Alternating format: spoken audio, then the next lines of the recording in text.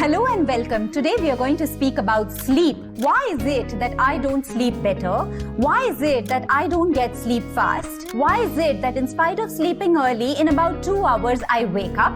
Why is it that between 2 o'clock to 4 o'clock every night I have to wake up? It's almost become a routine. Why is it that even if I sleep, I'm not feeling fresh and refreshed in the morning? I feel like the sleep was not enough. Why is it that in spite of getting up in the morning, I feel tired, I feel groggy, and I do not want to start the day energetically? For all these reasons, let's delve into common causes that cause sleep issues. What are certain lifestyle habits that will help us treat this sleep issue very, very naturally? What are certain food items that will complement this together? What are certain nutritional deficiencies and how do hormones work? Is there a way that we can cure it naturally? Yes, we can. And today's video addresses that. Let's begin.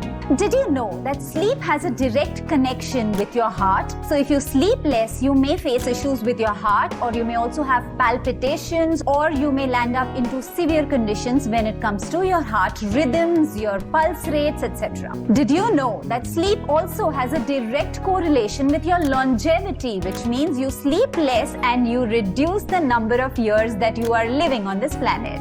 Sleep also has a connection with your cravings. So lesser the sleep, higher your cravings to eat for certain food items that you should not be consuming. Sleep also has a direct connection with appetite. So if you have low sleep, then yes, you will have appetite related problems. Sometimes very, very high, sometimes very, very low appetite, and you do not know how to manage it. Sleep has a very direct connection with insulin resistance and your blood sugar levels. Your blood sugar can spike up, your blood sugar can come down very, very drastically, and such fluctuations can be because of your sleeping patterns. Sleep also has a direct connection with cortisol. So cortisol is your stress hormone. Excess of everything is bad. So if your cortisol is very high, your stress levels are very high, yes, you're going to have sleep disorders. And these sleep disorders can impact almost everything into your body. Let's understand how this really works. Sleep also has a direct connection with your mood, your cheerfulness, your energy levels, your vitality, and just the way you present yourself outside, or more importantly, just the way how you feel on the inside. Cortisol is a stress hormone. Now this comes from your adrenals. Usually with a high level of stress, people do feel that when they sleep, they usually wake up around 2 or 2:30 in the night, and it's almost become a ritual.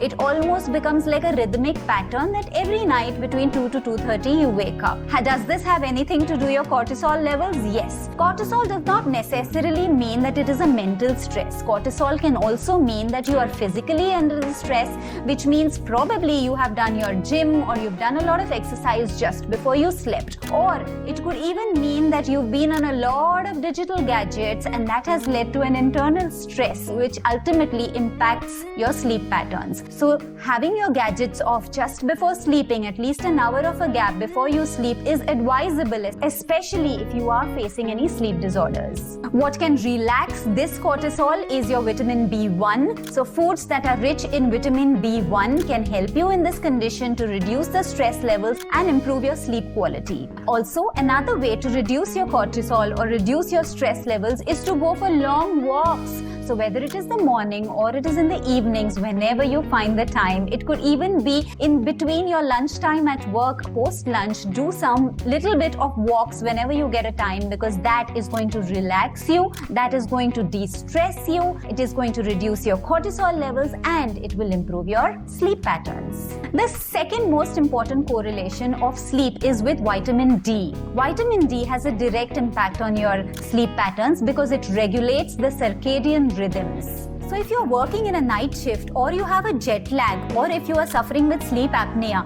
you definitely need vitamin D. From where should you take supplements? I would prefer the natural sun rays. First thing upon getting up, if you look at the sun rays and take a gentle walk either in the morning or around 4 o'clock in the evening, few hours before the sunset, you will see that vitamin D comes from the sun rays. It also has infrared, which naturally produces melatonin within you. This melatonin is extremely important for making sure that you have right sleep patterns. Number 3 is calcium. So when you are deficient in calcium, which is not most likely the case, but it is more than the deficiency of calcium, it is the absorption issue of calcium. So if people are not able to absorb the calcium well and it is stuck in the wrong places and not able to get mineralized into the bones, you may experience muscle cramping or you may feel tired but still not get sleep. Vitamin K can adequately shift the unabsorbed calcium from the wrong places to the right place, for which you need to have sauerkraut. Now, sauerkraut is the right combination of cabbage which is fermented with salt for a minimum period of 5 days. Now, with this, you get vitamin C, antioxidants, and a good quantum of vitamin K, which will make sure that your calcium absorption will become better. It also acts as a probiotic. Number 4 is magnesium. So, people who generally wake up in the night feeling that there are cramps in their calves, that could be because of a magnesium deficiency. Today, plants do not have magnesium because the soil in itself is depleted of magnesium because of the amount of chemicals that we pour during the farming process. So if the plants don't have it, the vegetables and fruits don't have it. So we don't get it. Another way to get magnesium is by use of Epsom salt, which is magnesium sulfate. So when you have bath, just make sure you put a little bit of Epsom salt into the bucket or into the tub in which you're taking a soak. And this will definitely make a lot of difference in relaxing you. A hot warm water bath just before you go to bed with Epsom salt will be extremely beneficial for your sleep patterns. Number 5 is potassium deficiency. So people who have potassium deficiency are not able to calm their muscles or not able to work on their nervous system as well. Potassium can be received from your cucumbers, watery green vegetables, or even your green leafies. People who have potassium deficiency usually feel that their heart rate is high, it is arrhythmatic, and they may also feel palpitations. So if you're sleeping on a pillow and you feel like this large pounding from the inner side of your ear, you may want to check if it is due to the potassium deficiency.